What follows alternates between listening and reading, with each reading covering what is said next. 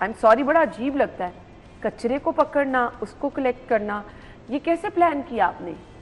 جی وعلیکم السلام سر. یہ جو آپ سوال مجھ سے کر رہی ہیں یہ پہلی دفعہ سوال نہیں ہو رہا. مجھے عرصہ 22 سال سے یہ کام کر رہی ہوں, تو مجھ سے یہ سوال ہر دوسرا بندہ کر رہا ہوتا ہے کہ یار پڑھ لکھ کے تم نے کیا کیا ہے کہ کچرا اٹھانا شروع کر دیا, تو اور اتنے لوگ اٹھانے کے لیے موجود تھے, پھر اتنا پڑھنا کیوں؟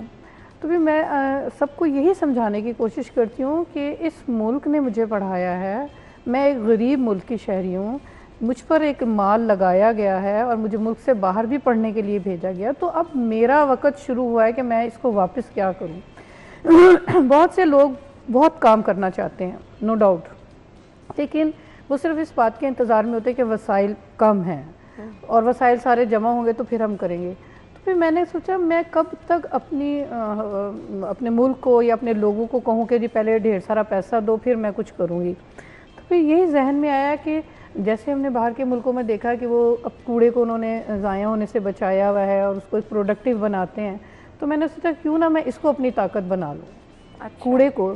تو میرا سلوگن ہے کوڑا بچاؤ اور بچہ پڑھاؤ, کیونکہ ایک واحد ذریعہ ہے, آپ چاہے اپنے خاندان میں خوشحالی لانا چاہتے ہیں, اپنے بچوں میں, اپنے بہن بھائیوں میں, ایون کہ اپنے ملک میں, تو ایک واحد ذریعہ ہے کہ تعلیم. بالکل آپ نے صحیح کہا. سو یہ آئیڈیا پھر کتنی دیر پہلے آپ نے امپلیمنٹ کرنا شروع کیا اور سٹارٹ کیسے کیا؟ جی میں نے شروع تو 2003 میں کیا. 5 سال تک تو میں زکوٰۃ اور خیرات لوگوں سے انوالو کرتی رہی انہیں, اور ان کو کہا کہ بچے کو سپانسر کریں. لیکن ایک وقت ایسا آیا کہ میرے ایک ساتھی کو کچھ مسائل ہوئے, تو انہوں نے کہا روبینہ اب ہم بہت زیادہ آگے تک آپ کے ساتھ نہیں جا پائیں گے.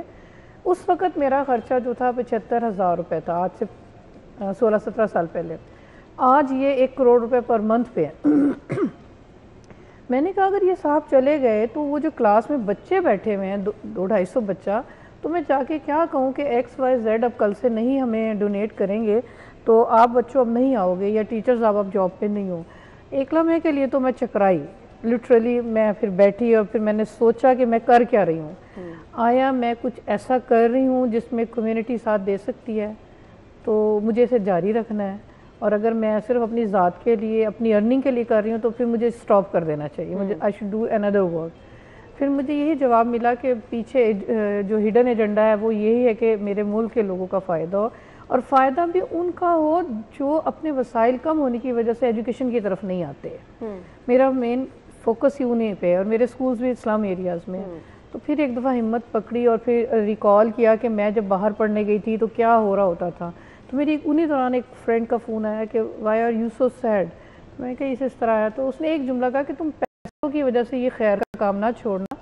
It was looking a job کہ یار پیسے مین چیز ہے آپ کو کام کرنے کے لیے, لیکن اگلا کہہ رہا ہے پیسوں کی وجہ سے یہ نہ چھوڑنا.